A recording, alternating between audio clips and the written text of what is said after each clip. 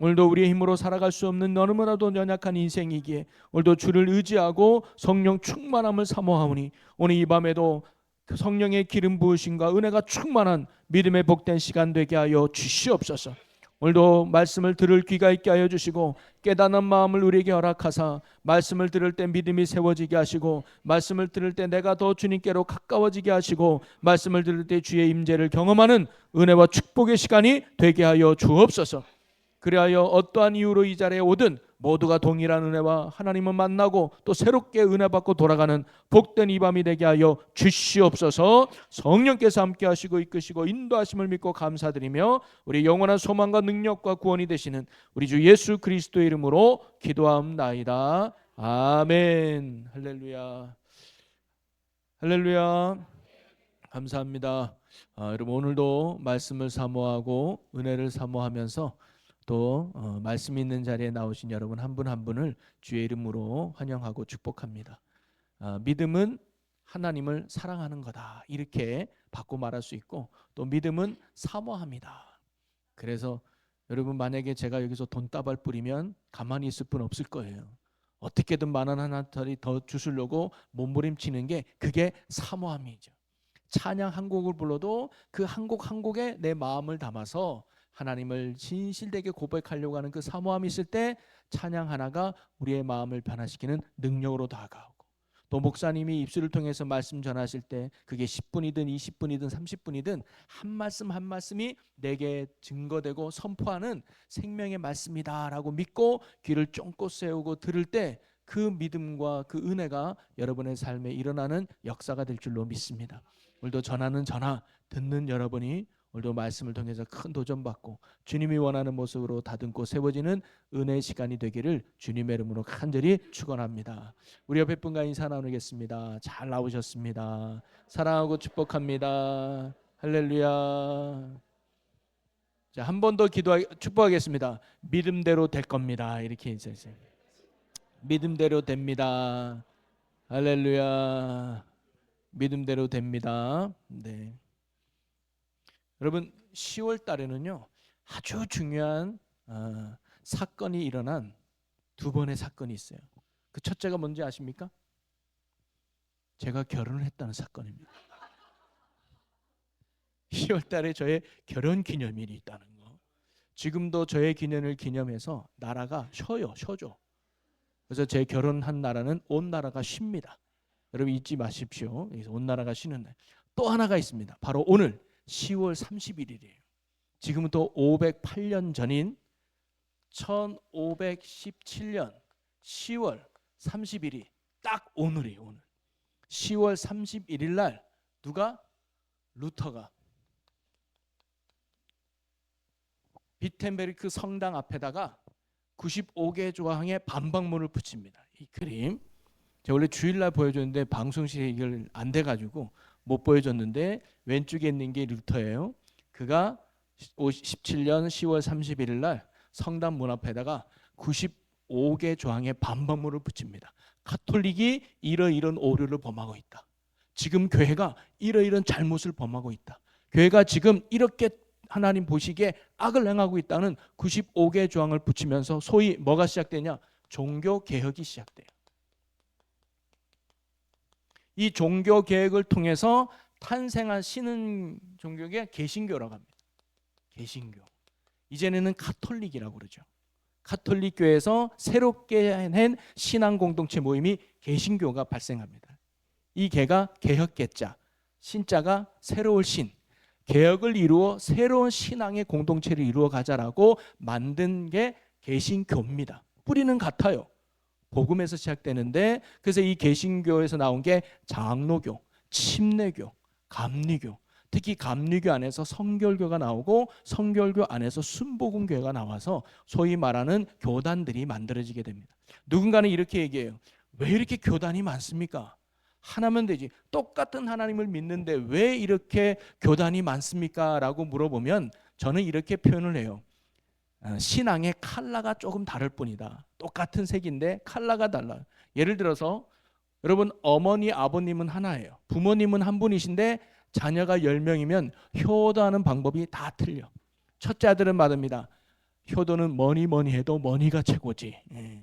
매일 계좌로 돈을 써붙인 그것만큼 큰 효도가 없어. 맞아요, 틀려요? 돈이 필요 없신 분들이 많은 것 같은데, 뭐니 뭐니 해도 돈이 있어. 노후에 돈이 있어서 여행을 가든 뭐를 사 먹든 돈이 있어야 된다. 또 둘째 아들은 말합니다. 돈 가지고 되겠냐? 그래도 최소한 일주일에 한 번씩 찾아뵈야지. 얼굴 뵙고 어깨도 주물러 주고 이야기도 나누면서 면전을 대고 만나야지. 돈만 갖다 준다고 그게 진짜 아들이냐? 맞아요, 틀려요? 맞아요. 셋째가 말합니다. 얼굴만 보면 뭐하냐? 엄마 데리고 여행 한번 가야지. 엄마가 그렇게 꽃을 좋아하면 봄마다 꽃 구경 가야지. 집에만 처박혀서 얼굴만 본다고 그게 효도냐? 맞아요, 틀려요? 맞아요. 여러분, 이거 뭐냐면 첫째 아들이라고 강요할 수 없고, 둘째 아들의 효도가 맞다고 할 수 없고, 셋째 아들 효도만 맞다고 할 수 없어요. 모두가 다 목적은 같아요. 아버지를 잘 섬기는 거예요. 여러분, 교단의 특징이 그런 겁니다. 똑같은 예수 그리스도, 똑같은 복음이고 똑같은 하나님인데 가끔 교리의 차이가 있을 뿐이에요. 어떤 게 하나님을 더 잘 믿는 거냐, 어떤 게 하나님 앞에 더 잘 살아가는 거냐, 그런 차이가 조금 미묘하게 있을 뿐이지 신앙의 뿌리와 줄기와 열매는 똑같다 이 말이에요.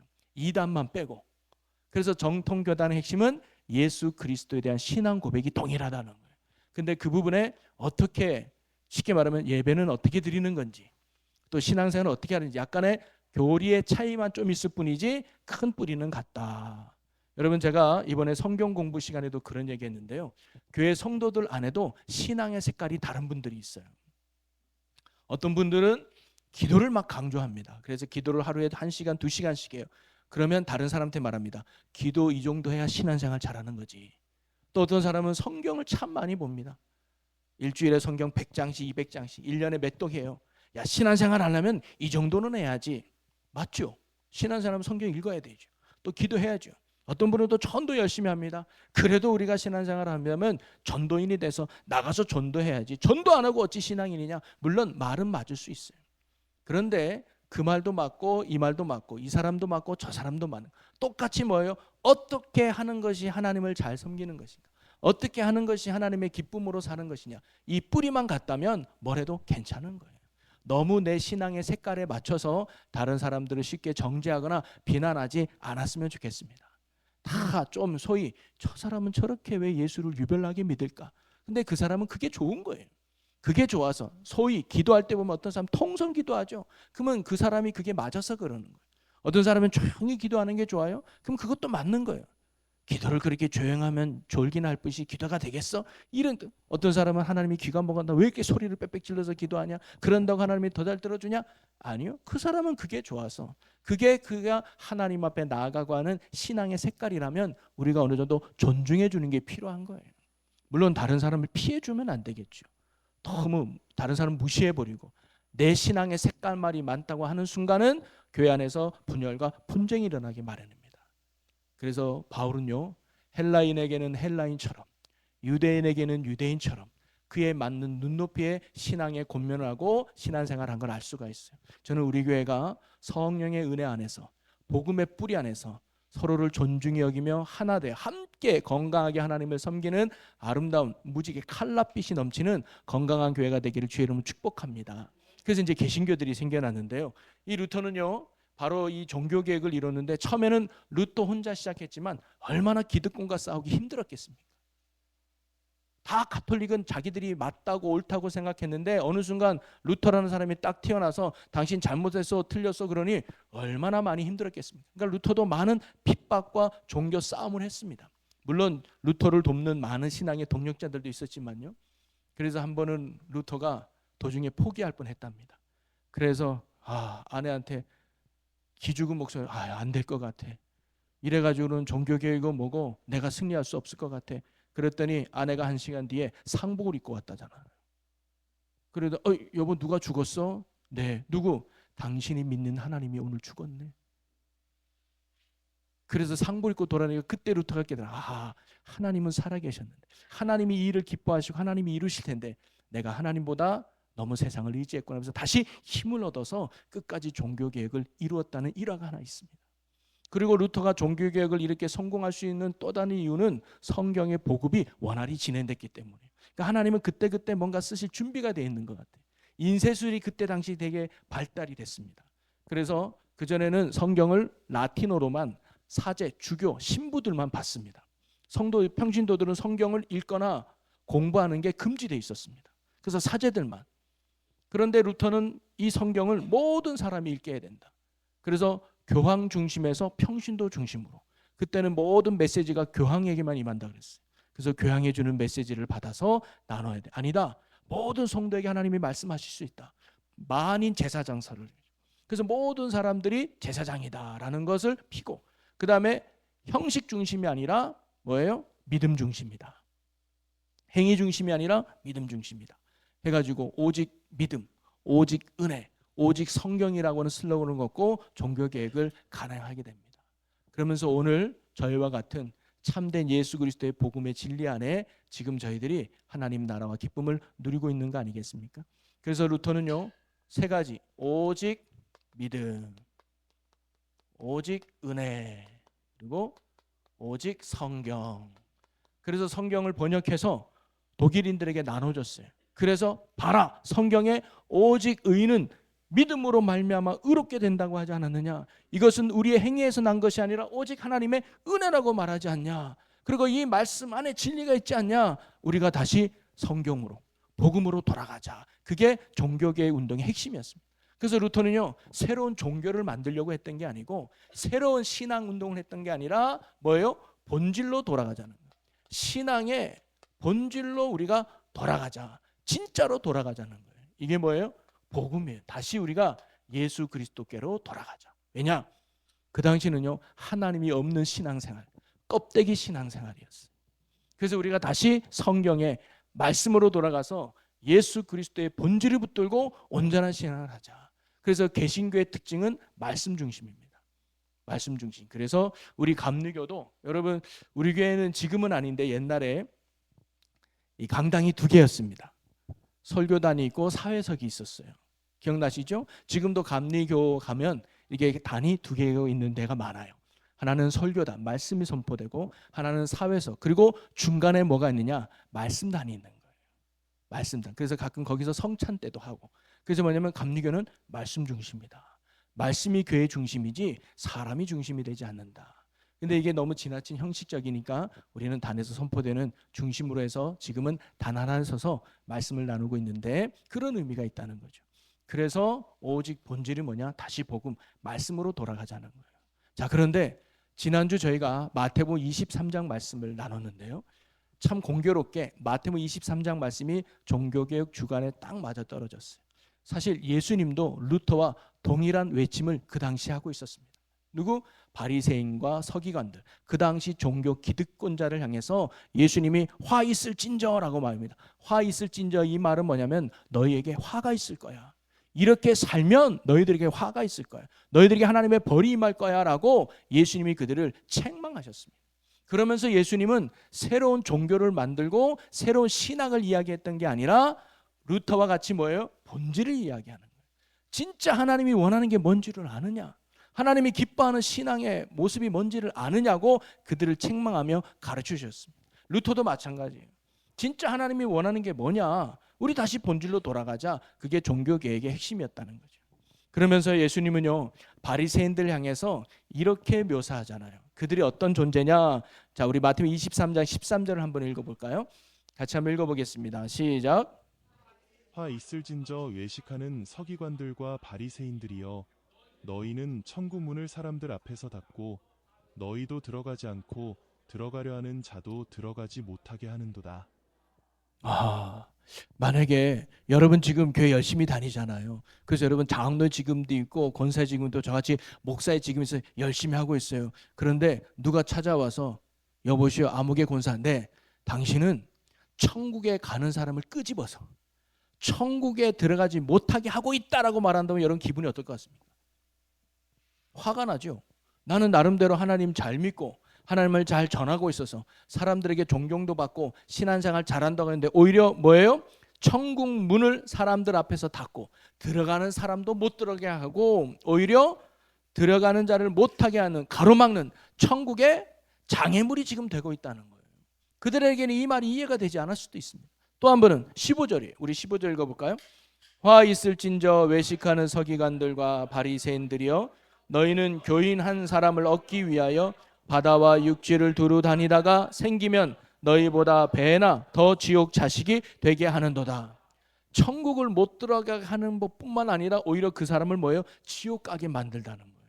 이거는 그 당시 바리새인들에겐 엄청난 충격의 말이었습니다. 아니 굉장한 모욕적인 말이었을 거예요. 정말 다른 사람을 천국으로 인도하고 그들에게 신앙의 본이 돼서 하나님을 잘 믿게 하는 게 종교 지도의 역할인데 오히려 종교 지도의 역할은커녕 오히려 천국에 들어가는 사람 못 들어가게 막고 오히려 그 사람을 지옥으로 이끌고 있다는 것은 얼마나 그들에게 치욕적인 말이었겠습니까? 그만큼 하나님 보시기에 그들의 신앙이 지금 잘 믿고 있다는 거예요? 잘 못 믿고 있다는 거예요? 잘 못 믿고 있다는 거예요. 여러분 누구보다 그들은요 하나님을 잘 믿는다고 생각했습니다. 믿으려면 저들처럼 믿어야 돼. 신앙생활하면 저들처럼 신앙생활해야 돼 라고 말하는데 하나님 보시기에는 그들의 신앙은 다 엉터리였다는 거예요. 여러분 제가 요즘 마태복음 21장 22장을 쭉 보면서 그 당시 종교 지도자들과 예수님과 이야기를 보면 하나님이 원하는 참된 신앙이 무엇인가가 쭉 시리즈로 이야기하고 있어요. 혹시 지난주에 말씀 나눴던 거 혹시 기억하십니까? 물론 기억하실 거예요. 기억하시지만 얘기 안 하는 거 다 알고 있습니다. 왜? 겸손한 여러분이니까. 그래서 참된 신앙의 본질이 뭐냐? 세 가지를 얘기했어요. 첫째가 하나님 앞에서라 그랬어요. 즉 하나님 보시기예요.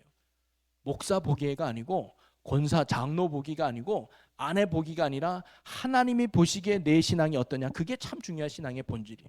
두 번째가 뭐예요? 하나님 안에서예요. 하나님이 원하는 하나님의 뜻 안에서, 하나님의 말씀 안에서, 하나님의 진리 안에서, 복음 안에서. 이게 다 그거예요. 그 다음에 세 번째가 뭐예요? 하나님을 위한 신앙이 돼야 돼요. 나의 유익과 목적이 아니라 나를 구원하신 하나님을 위한 신앙이 돼요. 예배드리는 목적, 기도하는 목적, 여러분이 전도하고 섬기는 모든 목적이 그리스도를 향하여 신앙생활하는 게 참된 본질이에요. 오늘도 동일한 말씀을 예수님이 하고 계시는 거예요. 바로 루터도 동일해요. 오직 믿음, 오직 은혜, 오직 성경이 뭐냐면 우리는 하나님 앞에서 바른 믿음으로, 그리고 우리는 하나님 안에서, 믿음 안에서, 그리고 우리는 하나님을 위한 삶을 살아야 된다라고 선포하고 증거했죠. 예수님도 마찬가지입니다. 그러면서 예수님이 그 당시 신앙생활 잘하고 있다고 하는 그들을 향해서 예수님은 세 가지를 지적하셔요. 저는 이게 크게 세 가지로 한번 묵상하면서 정리해 본 겁니다. 그들에게 책망하신 건데요. 예수님이 1장 1절부터 39절까지 화 있을진저가 무려 7번이나 나와요. 그러면서 그들의 신앙을 책망하시면서 예수님이 책망하신 세 가지의 신앙의 모습이 있습니다. 첫째는 뭐냐면 그들이 외식하는 신앙이었어요. 그들의 외식하는 신앙.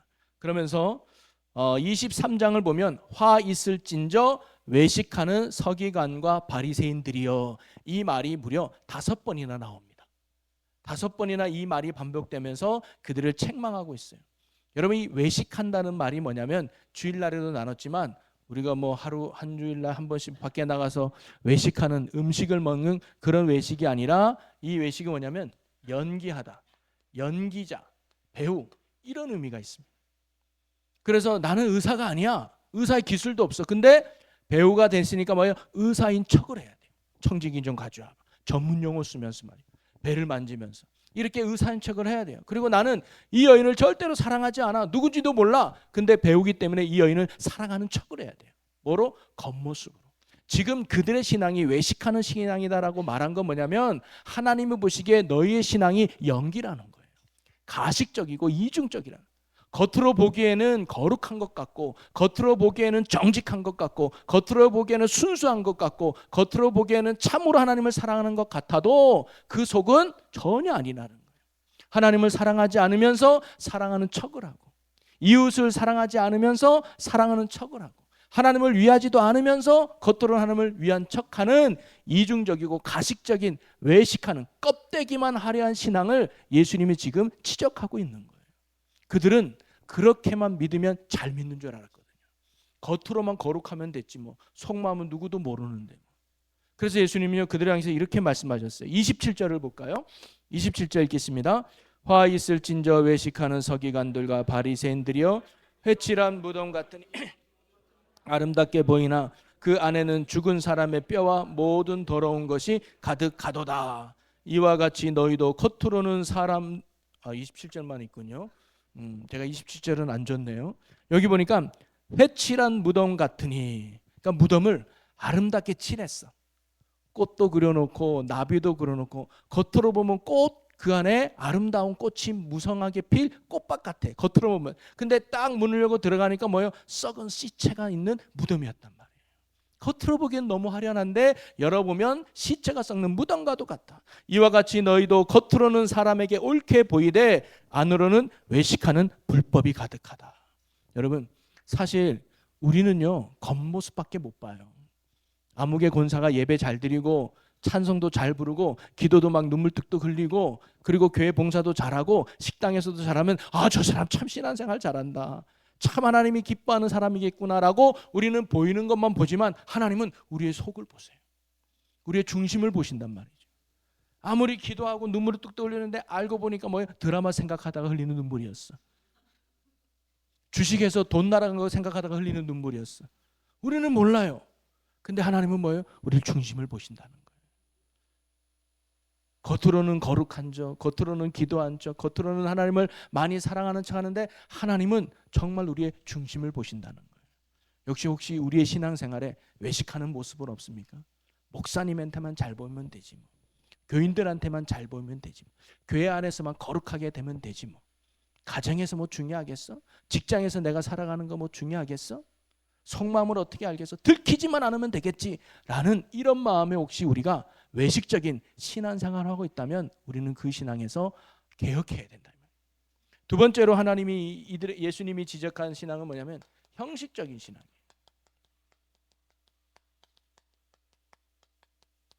형식적인 신앙. 여러분, 형식적인 거 하면 두 가지 생각이 나요. 하나는 어떤 간호사가 있는데 되게 신실하고 자기 일에 정말로 열심히 하는 간호사예요. 근데 간호사가 차트를 딱 보다가 어느 환자를 발견했어. 그래서 그 환자에게 막 달려갑니다. 막 달려가지고 그 방에 들어가요. 그리고 자고 있는 환자를 막 깨우는 거예요. 아무개 환자는 일어나세요, 일어나세요. 그래, 환자가 딱 일어나면서 간호사가 뭐라 하는 줄 알아요? 수면제 먹을 시간이에요. 웃는 사람은 뭔가 알 텐데. 그래서 수면제를 먹이는. 이 간호사는요 매뉴얼대로 한 거예요. 성실하게 한 거예요. 근데 잘 자고 있는 사람 깨워가지고 수면제 먹였어. 이건 뭘 의미하냐면 형식만 남아있네. 이걸 왜 하는지를 몰라. 여러분, 수면제 왜 먹이는 거예요? 잠 잘 자게 하려고 먹이는 거예요. 그럼 잘 자고 있는 사람은 깨우지 말아야지. 그걸 깨워가지고 수면제 먹이는 이유는요 목적이 없어요. 의미가 없어요. 형식만 남아있는 거예요.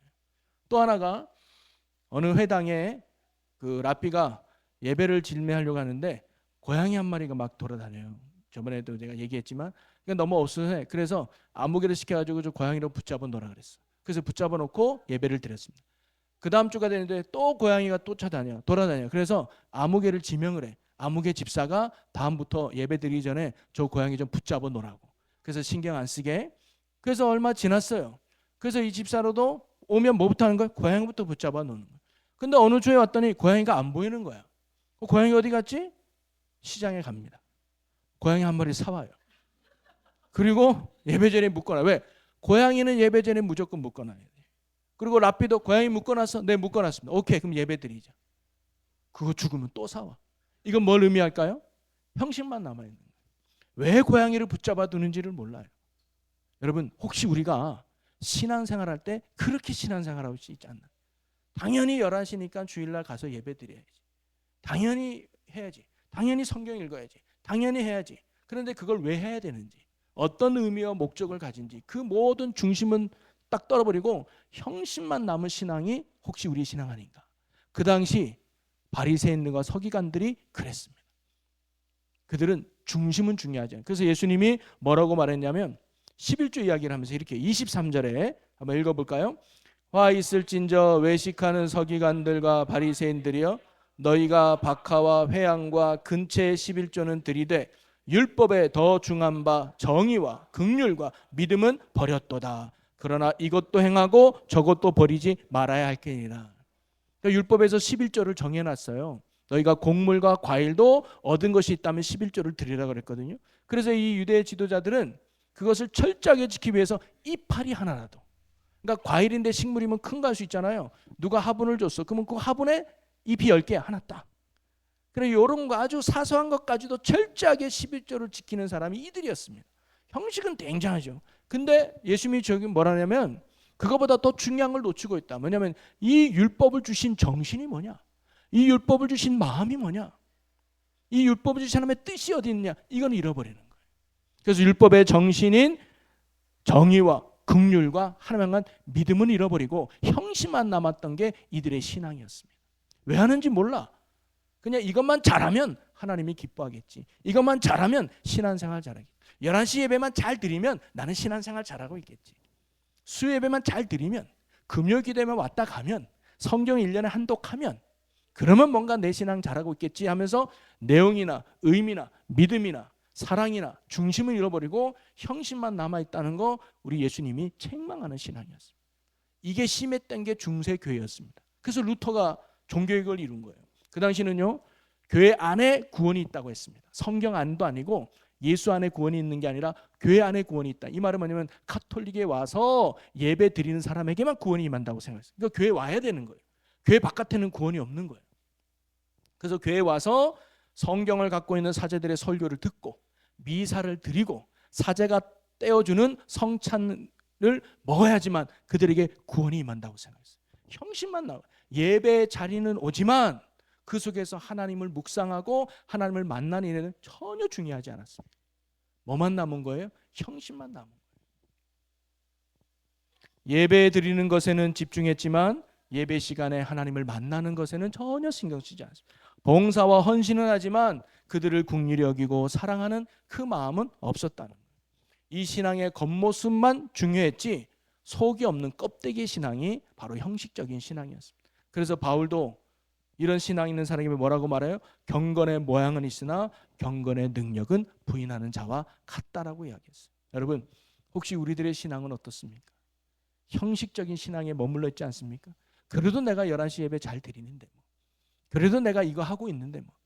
여전히 형식과 내 행위만 중심이고 하나님이 나를 어떻게 보실지 이것이 어떤 의미로 나아갈지 그런 중심과 믿음과 하나님을 향한 마음은 잃어버리고 껍데기만 남아있다면 이건 오늘도 주님이 우리에게 책망하시는 신앙의 모습이라는 겁니다. 그 다음에 마지막 세 번째 신앙의 책망의 내용은 뭐냐면 그들의 교만한 신앙이에요. 이건 뭐냐면 신앙의 목적이 하나님이 아니라 자기 자신에게 있어요. 내가 잘되고 내가 높아지는 게 신앙의 목적이었습니다. 자 5절에서 7절까지를 한번 볼게요. 자 5절 한번 읽어볼까요? 그들의 모든 행위를 사람에게 보이고자 하나니 곧 그 경문 띠를 넓게 하며 옷을 길게 하고 5절만 보세요. 사람들에게 잘 보이려고 띠를 넓게 하고 옷을 길게 한대요. 혁띠를 막 이만한 두꺼운 걸 하고 말이죠. 옷소매도 길게 해서 이 사람이 뭔가 거룩하구나. 이 사람이 뭔가 권위적이구나. 이런 걸 보여주고 싶은 거예요. 자기의 신앙의 겉모습을 통해서. 그러면서 6절에는 볼까요? 잔치의 윗자리와 해당의 높은 자리와 시장에서 문안받는 것과 사람에게 랍비라 칭함을 받는 것을 좋아하느니라. 이 사람이 그렇게 뜨겁게 기도했던 이유가 그렇게 하나님 앞에 거룩하게 살아갔던 이유가 어디 있다는 거예요? 나의 높임이 있다는 거예요. 이걸 통해서 누구를 섬기려는 게 아니고 이걸 통해서 하나님을 영광롭게 한 게 아니라 나의 이익과 나의 유익과 나의 자랑을 위해서 신앙생활했던 게 바로 이들의 모습이었다는 거예요. 즉 쉽게 말하면 하나님이 이 땅을 살아가기 위한 수단이었다는 거예요. 목적이 아니었다는 거예요. 근데 그 당시 종교 개혁을 이루었던 중세교회도 마찬가지죠. 그들의 신앙이 수단이 돼버렸습니다. 그 대표적인 게 면죄부예요. 면죄부. 이 루터가 종교개혁을 일으켰던 아주 중요한 사건이 바로 면죄부거든요. 쉽게 말하면 교황청이 돈이 필요했습니다. 십자가 원정을 갈 때 밑돈을 쳐야 되고 또 성당을 아주 크게 져서 우리는 가톨릭이 얼마나 위대한지 세상 사람들에게 보여주면서 화려한 성전을 짓고 싶은데 머니가 없는 거예요. 돈이. 그러니까 돈 내라니까 안 내네. 그래서 하나의 술술 쓴 게 뭐냐면 면죄부를 만들어냅니다. 이 말은 뭐냐면 너가 100만 원 내면 100개의 죄가 사해질 거야 라는 돈을 내는 것만큼 죄가 사해진다고 하는 이런 논리를 펴서 면죄부를 팔게 됩니다. 그래서 천주교 가톨릭은 우리 기독교 개신교에게는 없는 교리가 하나 있는데 연옥설이 하나 있어요. 연옥설. 천국과 이게 이 땅과 천국 중간에 연옥이 있어요. 그래서 거기에서 어느 정도 기다리고 있다가 이 땅에서 선행을 많이 쌓으면 내 조상들이 좋은 곳으로 간다는 거예요. 그래서 면죄부는 너희가 이 땅에서 돈을 헌금을 많이 내면 연옥에 있는 네 아버지가 천국으로 갈 거야. 네 삼촌이 좋은 곳으로 갈 거야. 그러니까 이 땅에 살아갈 때 불효자는 뭐예요? 그렇게라도 효도하고 하고 싶으니까 돈을 갖다 내는 소위 말하는 종교 사기를 교황청이 하게 되는 거예요. 그러면서 부글부글 끓어가지고 종교계에게 불씨가 됩니다. 이건 뭐예요? 그들이 하나님의 이름을 이용하여 자기의 만족과 배를 채우는 어리석은 짓을 바로 교황이 했다는 거죠. 근데요, 오늘날도 이런 모습이 없을까요? 여기 목사인 저지만 교회 안에도 알게 모르게 이런 모습들이 얼마나 많습니까? 사실 이런 종교계에게 제1차 대상은 죄송하지만 우리 지도자인 목사들입니다. 우리가 정말로 외식하고 있고 또는 형식적이고 보이기만 잘하면 되니까 또는 나의 명성과 인기를 위해서 혹시 목회하고 있지 않나 나를 돌아보는. 근데 이거는 나지만 여러분은 그래 이건 목사한테 하는 얘기지. 그래 목사님만 잘하면 되겠네 우리 교회는. 이건 제 고백이고 여러분은 여러분 안에서 또 신앙을 돌아봐야 돼요. 내가 교만함이 없는가? 내가 이렇게 열심히 신앙생활을 하는 이유가 정말 이 땅에서 뭔가 하나님의 도움을 얻고자 하는 교만함의 모습은 아닌가? 정말 하나님의 영광을 위해서 하는. 여러분 다윗이 그렇게 열심히 신앙생활을 했던 이유가 뭘까요? 하나님이 수단이 아니고 그는 하나님이 목적이었습니다.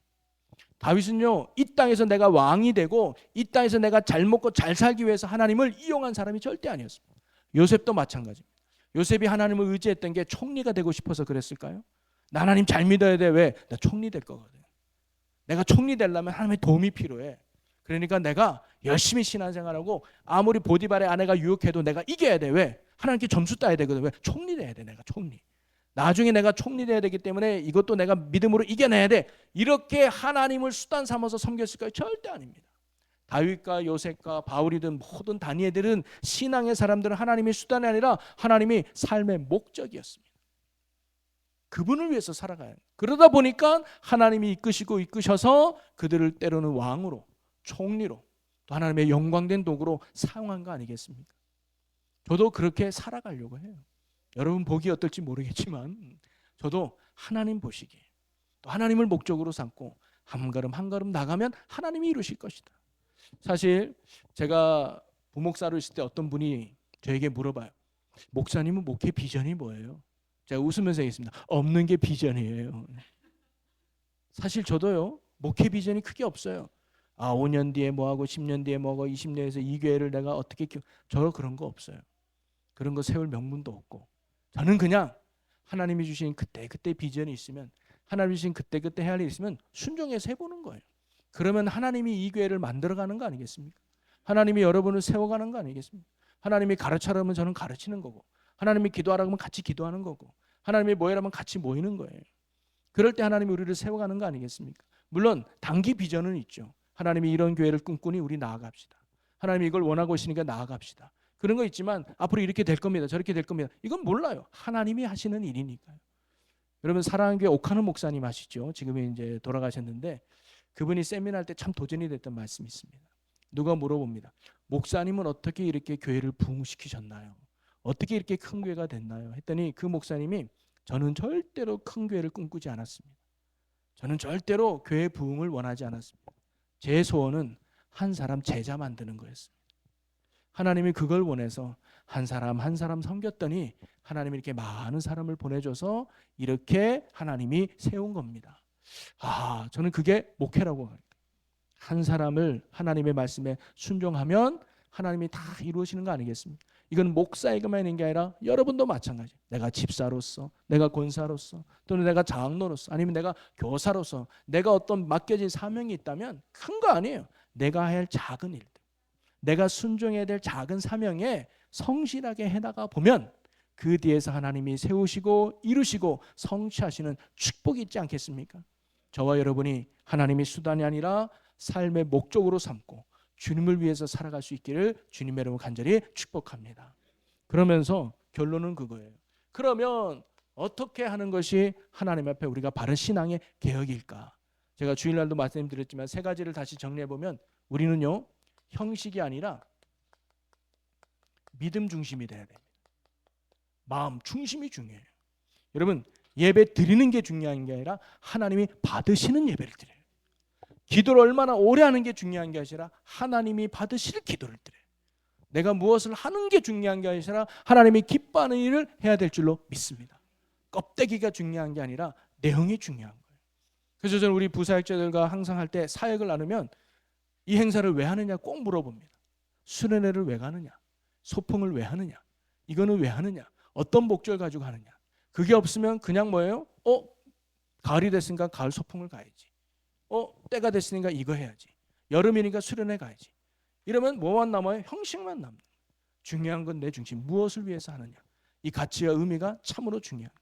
그래서 하나님은 언제나 우리의 행위와 형식을 보는 게 아니라 우리의 중심을 보신다. 우리 그 마음으로 우리 형식을 넘어서 중심이 주님 앞에 살아있는 저와 여러분이 되시기를 주님의 이름으로 간절히 축원합니다. 그 다음에 두 번째가 뭐냐면 아는 신앙을 넘어서 행하는 신앙이 돼요. 이게 중요해요. 예수님께서 그 당시 바리새인과 서기관들을 위해서 이렇게 말씀하셨어요. 3절을 한번 볼까요? 3절 읽어봅니다. 무엇이든지 그들이 말하는 바는 행하고 지키되 그들이 하는 행위는 본받지 말라. 그들은 말만 하고 행하지 아니하며 말만 하고 행하지 아니한대요. 그래서 그들이 말하는 바는 너희가 지키고 그들이 행동은 본받지 말아라. 여러분 맞아요. 여러분 목사요. 말하는 것만 받으세요. 여러분. 네. 목사님 행위는 본받지 마시고 말하는 것만 받아요. 저도 불완전해요. 저를 모델로 삼지 말고 그래 목사님 좀 살아. 아니요. 전하는 말씀만 붙들어도 여러분 돼요. 지금 근데 이들도 뭐냐면 말만 하고 행하지 않았어요. 말은 뻔드릇 잘해. 근데 그들의 삶에는 전혀 그런 게 나타나지 않아요. 여러분 하나님이요 우리에게 원하는 건 얼마나 많이 알고 있느냐가 아닙니다. 얼마나 하나님의 뜻 가운데 살고 있느냐가 중요해요. 그래서 마태복음 7장 말씀은 참 우리에게 도전이 됐죠. 7장 21절부터 24절까지인데 우리 한 절씩 한번 볼까요? 자, 21절을 읽어보겠습니다. 주여 주여 하는 자마다 천국에 들어갈 것이 아니요 다만 하늘에 계신 내 아버지의 뜻대로 행하는 자라야 들어가리라. 주여 주여 하는 자가 누굽니까? 주님을 아는 자 아닙니까? 주님을 안다고 해서 그 사람이 다 천국에 들어가는 거 아니다. 하나님께 합당한 자가 되는 게 아니라는 거예요. 그러면서 22절에는요 이렇게 또 얘기해요. 한번 읽어봅니다. 그날에 많은 사람이 나더러 이르되 주여 주여 우리가 주의 이름으로 선지자 노릇하며 주의 이름으로 귀신을 쫓아내며 주의 이름으로 많은 권능을 행하지 아니하였나이까 하리니. 자, 많은 사람들이 나더러 주여 주여. 여러분 주여 주여 우리 주여는요 3창하거나 한 번만 불러야 돼. 두 번 부르면 안 돼. 여기 주여 주여 하면 안 들어가요. 그래서 주여 3번 부르거나 한 번 불러야 돼. 우리 주여 2창 합시다. 안 돼 이거 주여. 어디 가서 주여 2창 하지 마세요. 주여 한 번 외치거나 주여 3창을 해야 돼요. 2창 하면 큰일 나요. 여기. 웃어줘서 고마워요.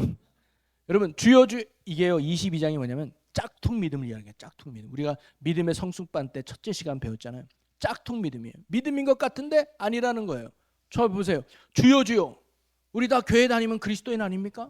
예수 믿습니까? 나 예수 믿습니다. 입으로 선포하면 우리는 다 저 사람 다 참 믿음 있다라고 말하잖아요. 그거 아니래요. 주여 주여 한다고 이 사람이 진짜 믿음이 아니라는 거. 또 하나는 뭐냐면 주의 이름으로 선지자 노릇한대요. 주의 이름으로 선지자 노릇. 여러분 선지자가 누구냐면 가르치는 사람이잖아. 소위 말하는 교회에서 목사 짓하고 교회에서 장로하고 속장되고 선교사 되고 뭔가 리더가 돼서 그들을 나름 바른 길로 옳은 길로 인도한다고 하는 사람들이에요. 직분자들이는 거죠. 그런 사람이 선지자 노릇해요. 그 다음에 귀신을 쫓아낸대요. 이적과 표적을 이루잖아요. 저 사람 기도했더니 마귀가 떠나갔어. 저 사람이 찬송 불렀더니 귀신이 떠나갔어. 놀라운 이적이죠. 또 주의 이름으로 많은 권능을 행한대. 예수 이름으로 나을지어다. 이방이 막 병이 막 나요. 예수 이름으로 될지어다 했더니 이 사람의 문제가 해결돼요. 정말로 하나님이 일하시는 사람 같아요. 우리가 보기에는 이런 사람 믿음 좋은 사람 아닙니까? 이런 사람이 정말 능력의 종들 아닙니까? 왜 아닌가 보죠 여러분은? 이런 사람은 정말 신앙 좋은 것 같아요. 우리 꿈꾸는 거예요. 저는 솔직히 전도사 할 때 이런 거 정말 좋아요. 신유의 은사가 있고 내가 나타가면 귀신이 벌벌 떨고 말이죠. 치유와 능력, 기도하면 병이 낫고 기도하면 문제가 해결되고 말이죠. 가르치는 것마다 눈물 펑펑 흘려서 막 하나님 앞에 회개하고 막 3천 명이 돌아오고 이런 선지자는 얼마나 꿈꾸는 목회 아닙니까? 그런데 23절에 이렇게 말해요. 23절 읽어볼까요? 그때에 내가 그들에게 밝히 말하되 내가 너희를 도무지 알지 못하니 불법을 행하는 자들아 내게서 떠나가라. 이게 두려운 말씀이에요. 이런 사람이 불법을 행하는 자래요. 그러면서 하나님은요, 예수님은 24절에 이렇게 말합니다.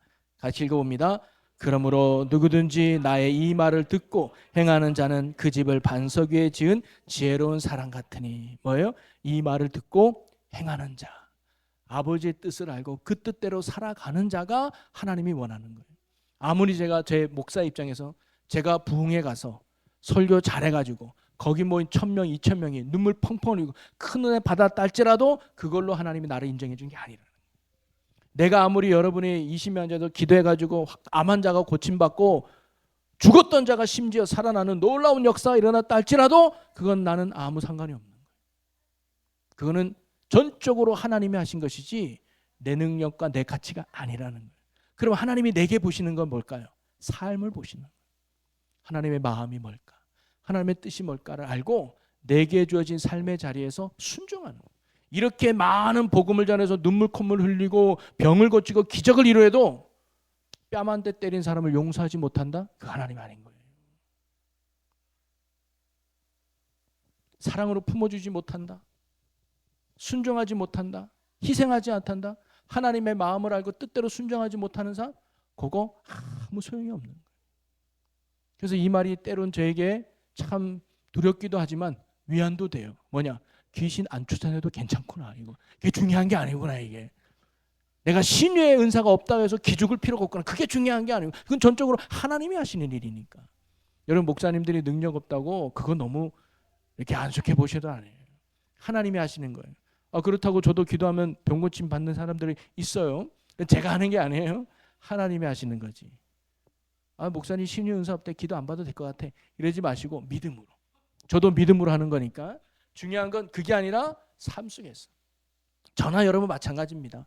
하나님이 여러 개 보시는 건 간증거리를 보시는 게 아니에요. 소위 말하면 너 얼마나 기도 응답을 받았니?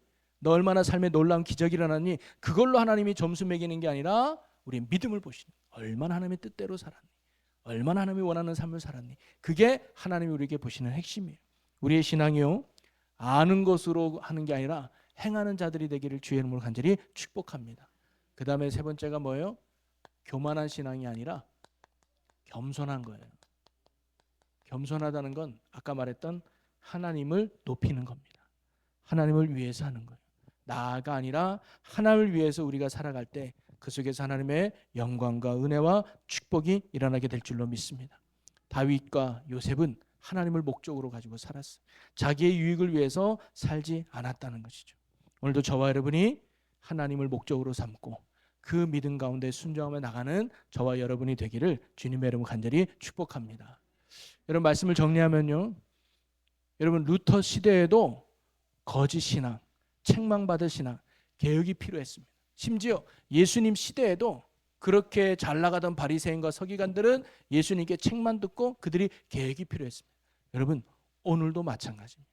오늘도 하나님이 보시기에 책망받아야 될 믿음, 개혁을 이루어야 될 신앙의 모습들이 오늘날에도 존재하다는 거예요. 자, 그러면 저와 여러분은 어떨까요? 정말 예수 잘 믿고 계십니까? 신앙생활 잘하고 계십니까? 아까 말했지만 내가 보기에가 아니고 다른 사람 보기가 아니고 하나님 보시기. 그러면서 우리가 오늘 외식하는 신앙은 없는지, 내가 예배 자리는 앉아 있지만 내가 하나님과는 저 멀리 떨어진, 속은 그렇지 않은데 겉으로만 하는 외식하는 신앙은 없는가? 아니면 형식만 남아있는 신앙은 없는가? 그리고 나의 이익과 유익을 위한 교만한 신앙에 머물러 있지 않는가? 오늘 저희가요, 이런 하나님 앞에 신앙의 본질이 회복되는 저와 여러분이 되기를 주님의 이름으로 간절히 축복합니다. 제가 주일날에도 그런 말씀을 조금 잠시 할 것 같긴 한데, 여러분 성전의 축복을 회복하는, 여러분 이스라엘 백성이요, 하나님의 임재와 영광이 있는 건 성전이 있었기 때문에 하나님의 임재를 상징해요. 근데 하나님의 영광이 떠나요. 뭐가 없어졌기 때문에? 법궤가 빼앗겼을 때. 그리고 다시 다윗이 법궤가 찾아왔을 때 다시 다윗이 기뻐하며 뛰어놀았어요. 그리고 24장은 그렇게 화려했던 성전이 무너진다고 예수님이 말씀하시는 거예요. 성전이 무너져요. 법궤가 사라지면, 하나님의 영광이 사라지면 성전도 무너지는 거예요. 오늘 저와 여러분이 성전 아닙니까? 근데 우리 안에 기쁨을 잃어버리고 우리 안에 생명을 잃어버린 건 우리 안에 법궤를 잃어버렸기 때문이에요. 다시 그 본질을 회복해야 돼요. 그게 말씀인 줄로 믿습니다. 그래서 여러분이 말씀을 아는 일에, 말씀을 듣는 일에, 말씀을 배우는 일에 힘쓰는 성도가 됐으면 좋겠어요. 그래서 주일날 예배는 많이 나오는데 뭐 공부한다 그러면 잘 안 나오죠. 이번에 우리가 특별히 3인 3색 귀한 분들을 초청해요.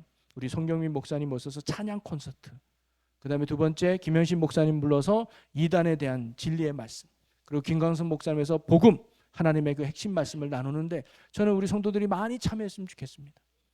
혼인잔치는 예수님이 차려놨는데 초대했는데 오지 않으면 아무 소용이 없어요. 아무리 우리 교회에서 훌륭한 목사님 오신다고 현수막 100개 붙여놔도 죄송해요. 오지 않으면 아무 소용이 없어요. 그래서 제가 기도하기를, 하나님, 주일 예배는 450명 어른이 나오는데 이 집회 때 그래도 300명이 나와야 되지 않겠습니까? 마음이 있어서 300명 꼭 기도하거든요. 저는 여기 있는 여러분이 2-3명씩만 꼭 속회원들, 왜냐면 우리가 수요일날 120명밖에 안 나와요. 금요기도에는 60명. 왜 여러분들만 나옵니까? 은혜가 안 되면서 여러분만 나오는 거예요? 여러분이 안 되려면 저는 오해해요. 왜? 은혜가 안 되는구나. 금요기도회가 별 볼 일 없구나. 그래서 여러분들이 혼자 겨우 나오는구나. 제가 소심해서 그런 생각이 들거든요. 그게 아니고 정말 기도하고 은혜가 되면 같이 여러분이 우리 기도하자. 아무게 문제 있잖아. 우리 하나님께 맡기자. 이번에 가서 하나님 주신 은혜를 받고 우리 믿음 회복해서 하나님께로 더 가까이 갈 수 있는, 그래서 성전의 축복, 하나님의 임재의 축복을 우리가 또 경험하는 그런 시간이 집회 시간과 은혜 시간, 말씀의 시간이 됐으면 좋겠어요. 여러분 가족은 기본이고 여러분 속회원들, 또 성교원 식구들, 또는 이웃에 믿음이 조금 식거나 힘든 분이 있으면 밥 한 끼 사주더라도 이렇게 데리고 와서 은혜 받는 자리에 와서 함께 하나님을 누리는 축복의 시간이 되기를 주님의 이름으로 간절히 소망합니다. 자, 오늘 말씀이 되새기면서 우리 찬양할 텐데요. 채워주셔서입니다. 여러분, 사실 우리가 이러한 모든 잘못된 신앙을 벗어버리고 주님이 원하는 참된 신앙을 회복하는 건 은혜밖에 없어요.